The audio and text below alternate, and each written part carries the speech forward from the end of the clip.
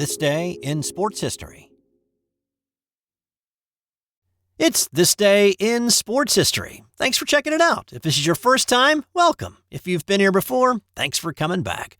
This dish is a member of the Sports History Network. You can check out sportshistorynetwork.com to find more podcasts and more info. It's September 9th, and on this day in 1972, it was one of the biggest miscarriages of justice in sports history. This is the U.S. versus the Soviet Union in the Olympic basketball gold medal game. So even if you're a casual sports fan, you probably know a little about this game. But to refresh your memory, this was the gold medal basketball game during the 1972 Olympics in Munich. The U.S. team was made up of collegiate players, and they were the youngest team in the tournament. Now, Brazil was the only team thought to be able to really contend with the Americans, and the U.S. had already beaten them by 7. The U.S. had never lost in Olympic play. They were a perfect 63-0 coming into this one. And to be honest, this game really should have never been close, but it was. In fact, the Soviets controlled the game for about 99% of it, leading by 5 at the half, and they were up 10 with 10 minutes to play. But the U.S. fought back, and when Doug Collins was fouled on a layup attempt with 3 seconds left in the game, he sank a pair of free throws to give the Americans a 1-point lead, their first lead of the game.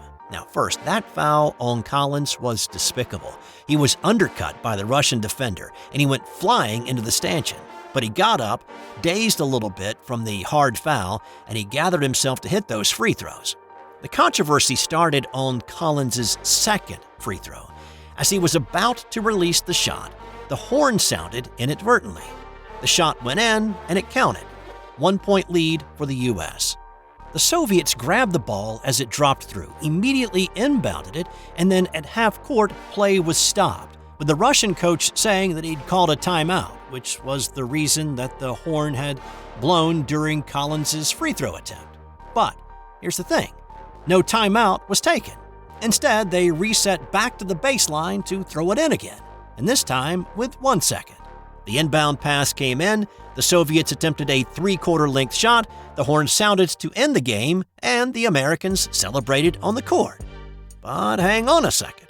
A courtside official, and I'm not talking about a guy with a whistle or even wearing stripes, I'm talking about the Secretary General of FIBA, ruled from his perch next to the court that the Soviets should have been given a timeout before the first inbounds pass, and that 3 seconds should be put back on the clock. U.S. coach Hank Iba flew into a rage, and he argued a blue streak, but to no avail. Now, the Soviets had a third try to inbound the basketball. The Russian coach inserted a man to throw a court-length pass, and as the referee handed the ball to the inbounder, he motioned to 7'4" Tom McMillan to back away from the inline, even though there was not a rule preventing him from guarding the inbounder. McMillan decided to comply instead of argue in the midst of all this chaos, and that gave the inbounder a clear path to throw a perfect strike to Alexander Belov, who used his body to push both undersized American defenders away from him, and he made the short shot. No more redos, no more time. That was it. The Russians had stolen the gold medal. There was an appeal made immediately following this game. The official vote count for that appeal was 3-2 against, with those 3 dissenting judges from Eastern Bloc countries. The Americans were so upset by what happened in the final seconds and the denial of their appeal that they did not even show up for the medal ceremony, and they refused to accept the silver medals. And those medals are still locked in a vault to this day in Switzerland. On this day in 1968, Arthur Ashe became the first African-American man to win a Grand Slam tennis event.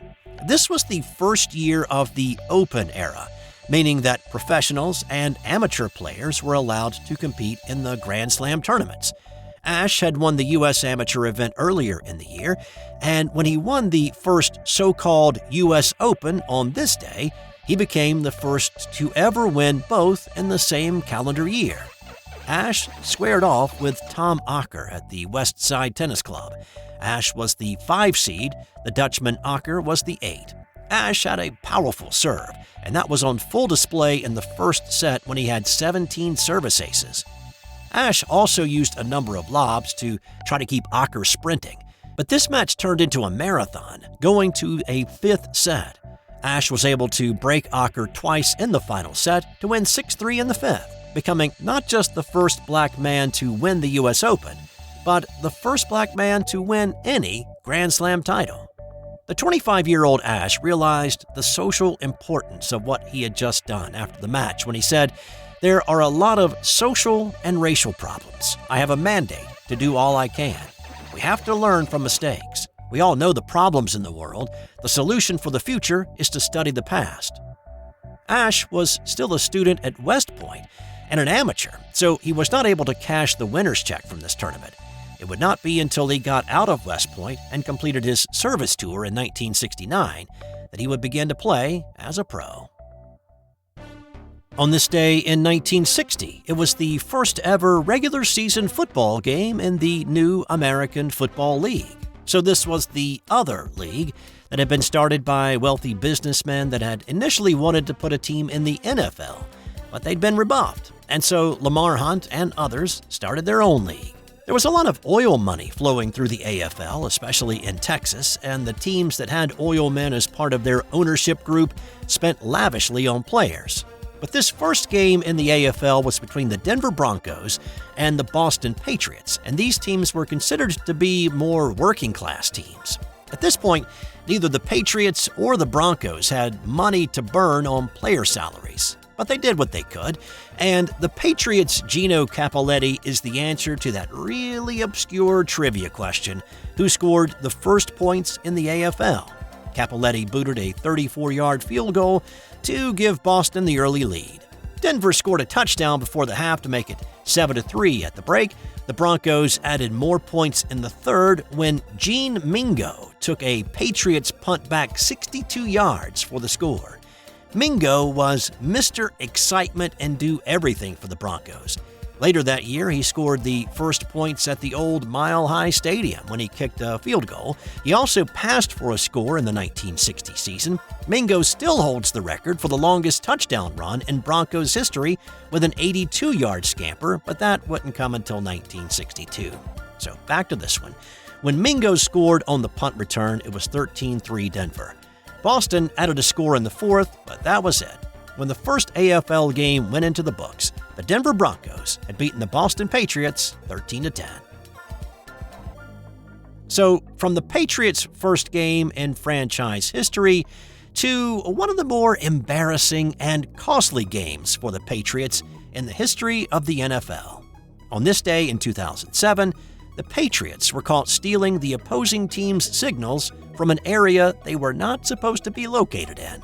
This was week 1 of the NFL season, and the Patriots were on the road in East Rutherford, New Jersey, against the New York Jets. Jets head coach Eric Mangini had been an assistant coach under Bill Belichick in New England, and so he knew some of his former boss's tricks. Mangini let some folks know to be on the lookout. As the clock was winding down in the first half, Matt Estrella, a video assistant with the Patriots, was nabbed red-handed videotaping Jets defensive coach's hand signals. Now, a lot would happen in the 2 weeks that followed. First, the Patriots won the game against the Jets 38-14.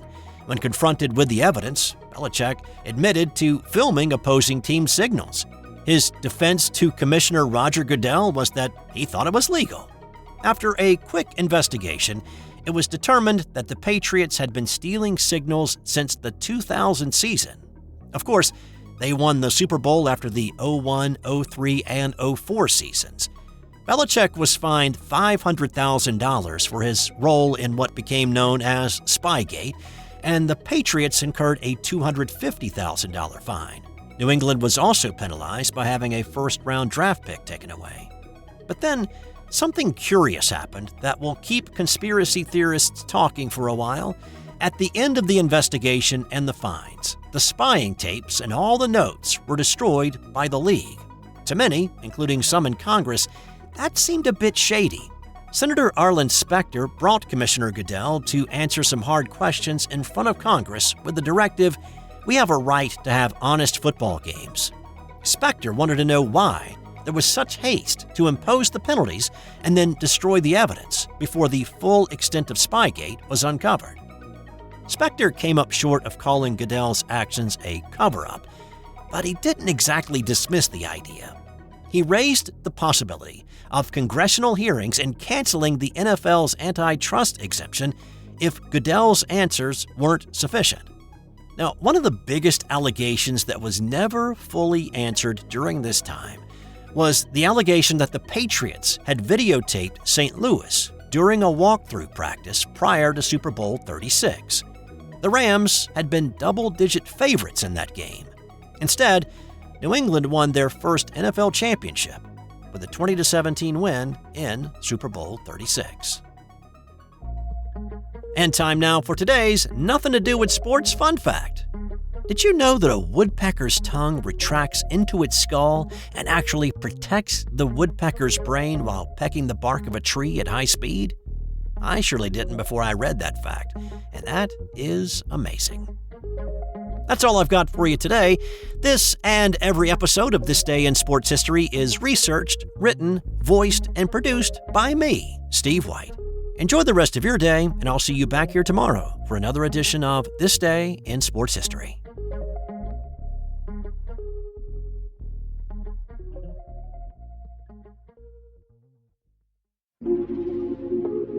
This has been an original Thrive Suite production. Hey there, sports history fan. This is Arnie Chapman, a.k.a. the Football History Dude, and I hope that you enjoyed this recent episode presented by the Sports History Network and were able to learn some good old-fashioned sports history knowledge nuggets. I started the Sports History Network back in 2020 with the mission to help podcasters find a community of like-minded sports history nerds, as well as helping aspiring podcasters to start their own shows. We have a little bit over 30 shows on the network right now covering all sorts of sports history, but as far as I'm concerned, we're just at the toothpick in the ocean moment, that can't even figure it out because there's so much more coming. We wanted to create the ultimate headquarters for sports yesteryear, starting with Podcast Network and our website, but we're going to continue to move into other mediums as well. And here's the cool part, because we want you to be part of our team. So if you're interested in starting your own podcast, or maybe being a guest on one of our shows, or who knows, maybe even writing an article for us over on the website. Seriously, all you gotta do is reach out to us on the contact page over at sportshistorynetwork.com. You can be as technologically savvy as a Neanderthal tapping on a stone trying to figure out this whole hieroglyphics thing back in the day. Again, it doesn't matter, because even if you don't understand the whole podcast space, we have a production team that can pretty much help you out with doing everything. All you gotta do, head over to sportshistorynetwork.com, head to the contact page, fill it out. That message goes right to me, and I'll reach out to you as soon as I can. But for now, dude, I'm through if you're through.